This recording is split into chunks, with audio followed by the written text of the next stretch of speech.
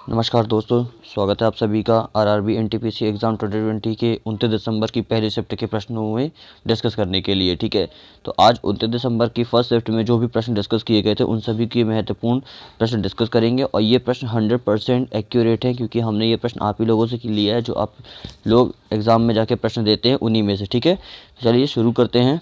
और अगर आप चैनल पर फर्स्ट टाइम आए तो चैनल को देखिए, सब्सक्राइब कर लीजिए, बेल आइकन को ऑन कर लीजिए ताकि आपको इस तरह की नोटिफिकेशन मिलती रहे। ठीक है, और आज फिर जो 30 दिसंबर के जो भी पेपर होंगे उनके शिफ्ट वाइज आपको सभी नोटिफिकेशन के साथ साथ सारे क्वेश्चन मिल जाएंगे। ठीक है, तो क्वेश्चन को ध्यान से पढ़ा करिए ताकि अगर नेक्स्ट शिफ्ट में हो सकता है कि आपके इसी तरीके के क्वेश्चन बन जाए और वो आपको वहाँ पे फिर हेल्प कर सके। ठीक है, तो पूरा देखिएगा ताकि सभी प्रश्न अच्छे तरीके से समझ में आ सके। चलिए शुरू करते हैं, पहला क्वेश्चन डिस्कस करते हैं। फर्स्ट क्वेश्चन पूछा गया था, सांची का स्तूप कहाँ पर है? तो ये मध्य प्रदेश में है। हमने जो एनटीपीसी के लिए कुछ इंपॉर्टेंट वीडियोस बनाई थी वहाँ पे भी मैंने ये सारी चीज़ें डिस्कस की थी, आप जाके वहाँ पे भी चेकआउट कर सकते हैं। और मध्य प्रदेश एमपी पुलिस के लिए भी हमारा कोर्स चल रहा है, तो आप चाहो तो वहाँ पे भी जाके विजिट कर सकते हैं। ठीक है, नेक्स्ट क्वेश्चन पूछा गया था, ऑस्टेरी लेक। ऑस्टेरी लेक कहाँ पे है? तो ये पुडुचेरी में स्थित है। ठीक है, याद रखिएगा। नेक्स्ट है, धांगर डांस किस राज्य का है? तो धांगर डांस जो है ये गोवा राज्य का है। ठीक है, तो याद रखिएगा, इंपॉर्टेंट क्वेश्चन है। अगला प्रश्न है, कौन सी फसल खरीफ की है? देखिए, कौन सी फसल खरीफ है? खरीफ की तो काफ़ी सारी फसलें हैं, बट जो आपके क्वेश्चन में दी हुई थी उसके अकॉर्डिंग जो ऑप्शन था वो था jute. Jute is the right answer according to your question, ये याद रखिएगा।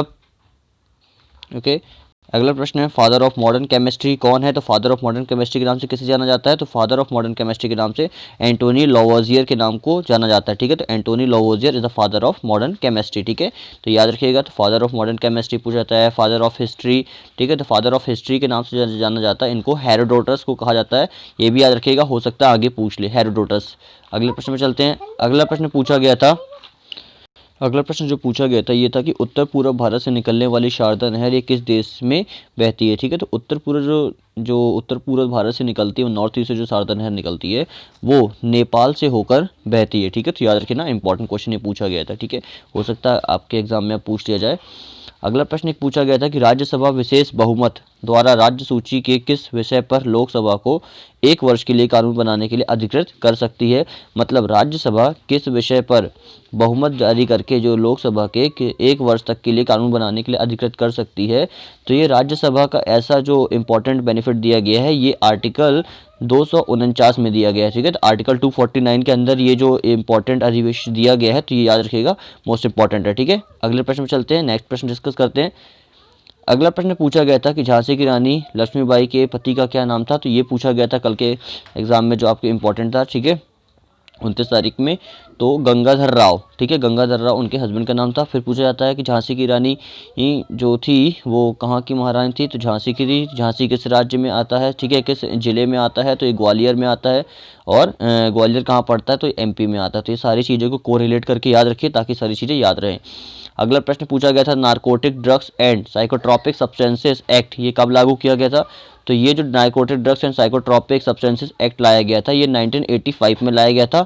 ठीक है, तो इसी तरीके से कुछ इंपॉर्टेंट एक्ट भी पूछे जाते तो याद रखिएगा। ठीक है, अगले प्रश्न में चलते हैं।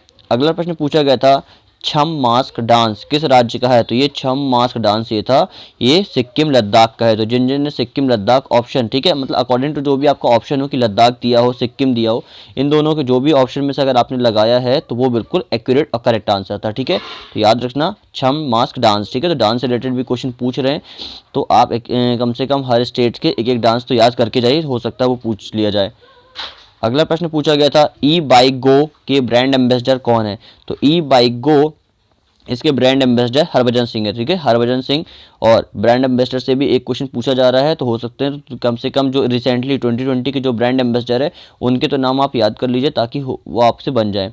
अगला प्रश्न पूछा गया था, डेविड जॉन केपल, ठीक है, का संबंध किस खेल से है? तो ये क्रिकेट से है। इसका एक्यूरेट हमको इसका मतलब प्रश्न नहीं मिला था, बट उन्होंने बताया डेविड जॉन करके उनका संबंध पूछा गया था किसी चीज़ से। तो हो सकता है ये क्वेश्चन कुछ इस तरीके से बना हो कि डेविड जॉन केपल जिनका हाल ही में निधन हुआ है उनका संबंध किस खेल से है? तो वो क्रिकेट से संबंधित थे। तो ये याद रखिएगा, इस तरीके का क्वेश्चन पूछ हो था। ठीक है, फिर पूछा गया था आरटीजीएस का पूरा नाम क्या था? आरटीजीएस, ये बिल्कुल एक्यूरेट क्वेश्चन है। आरटीजीएस का जो पूरा नाम होता है ये रियल टाइम ग्रॉस सेटलमेंट, ये ऐसा ही पूछा गया था। ठीक है, और उसी तरीके से हमने क्वेश्चन बना दिया है। अगला प्रश्न था, पुर्तगालियों ने बॉम्बे को कब ब्रिटेन को गिफ्ट दिया था? ठीक है, तो पुर्तगालियों ने जो बॉम्बे था इसको ब्रिटेन को 1661 में, ठीक है, 1661 में गिफ्ट कर दिया था। तो याद रखना, इंपॉर्टेंट क्वेश्चन पूछा गया था। अगला प्रश्न ये पूछा गया था कि नकदी की लिक्विडिटी को नियंत्रित करने के लिए किसका उपयोग होता है। देखो, तो लिक्विडिटी ये एक आरबीआई का और आपका इकोनॉमिक्स का क्वेश्चन यहाँ पे पूछा गया था। ठीक है, तो याद रखना कि नकदी की लिक्विडिटी को नियंत्रित करने के लिए एक तो रिवर्स रेपो रेट और एक होता है एसएलआर, इन दो चीज़ों का उपयोग किया जाता है। जब रेपो रेट का उपयोग किया जाता है तब आप सभी के पास पैसे आते हैं। ये कुछ इंपॉर्टेंट इकोनॉमिक्स एस्पेक्ट्स हैं जो उसमें बताए जाते हैं। तो रिवर्स रेपो रेट और एक रेपो रेट, दो चीज़ों को काफ़ी याद रखना, इनको पूछा जाता है। ठीक है, अगर लिक्विडिटी लाना है तो रिवर्स रेपो रेट और एसएलआर का उपयोग किया जाता है। और अगर जहाँ पे थोड़ा बहुत जो पैसे में मतलब जो भी अगर आरबीआई कुछ इंपॉर्टेंट चीज़ें बढ़ाता है वहाँ से, तो वो रेपो रेट में बढ़ोतरी करता है, तभी मार्केट में चीज़ों की बढ़ोतरी हो जाती है। ठीक है, तो याद रखना, इस तरीके से भी पूछ सकता है, तो वहाँ पे आंसर रेपो रेट रहेगा। अगला प्रश्न पूछा गया था आमेर का किला कहाँ है। तो आमेर का किला ये राजस्थान में है। ठीक है, याद रखिएगा। ठीक है, इसके रिलेटेड भी कुछ चीज़ें पढ़ लीजिएगा कि आमेर का किला राजस्थान में है, किसने बनवाया था, तो भी वो हो सकता है आपको पूछ लिया जाए। अगले प्रश्न चलते हैं। अगला प्रश्न पूछा गया था सितंबर 2020 तक चुनाव आयुक्त कौन है। तो सितंबर 2020 तक जो चुनाव आयुक्त थे ये सुनील अरोड़ा जी थे। ठीक है, ये भी याद रखना। अगले प्रश्न में चलते हैं। अगला प्रश्न पूछा गया था कि 2021 आइबा अवार्ड बॉक्सिंग चैंपियनशिप, ठीक है, सॉरी 2021 आइबा वर्ल्ड बॉक्सिंग चैंपियनशिप ये कहाँ पर होगी। ठीक है, तो ये जो होगी ये बेलग्रेड सर्बिया में होगी, ये याद रखना। ठीक है, 2021 की। ठीक है, इंपॉर्टेंट है, वर्ल्ड बॉक्सिंग चैंपियनशिप AIBA। तो ये जो एशियन इंडियन बॉक्सिंग जो चैंपियनशिप है ये आपकी बेलग्रेड सर्बिया में होगी, याद रखना। अगला प्रश्न एक पूछा गया था अनुवांशिकी के जनक कौन है। तो अनुवांशिकी के जनक ये ग्रेगर जॉन मेंडल हैं। ठीक है, याद रखना, इंपॉर्टेंट क्वेश्चन पूछा गया था। ठीक है, और इसके साथ ही साथ कुछ जनक और भी पूछे जाते हैं, उनको भी याद रखना। और एक 21वां क्वेश्चन ये पूछा गया था कि निजामुद्दीन औलिया की दरगाह कहाँ पर है। तो जो निजामुद्दीन औलिया है इनकी दरगाह नई दिल्ली में है। ठीक है, याद रखना, इंपॉर्टेंट क्वेश्चन है।